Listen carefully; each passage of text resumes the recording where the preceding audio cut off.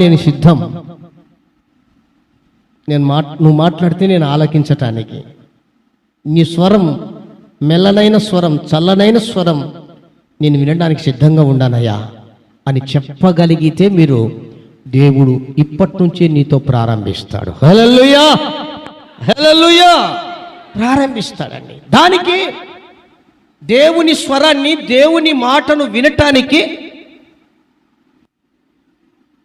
సిద్ధపాటు చాలా అవసరము. సిద్ధపాటు అవసరము. హృదయ శుద్ధి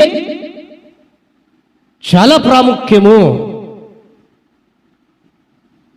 ఇక విశ్వాసం మరి ప్రాముఖ్యము.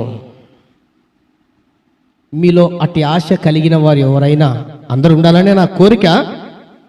ఒకవేళ నాలాగా అప్పుడు అజ్ఞానంలో ఉన్న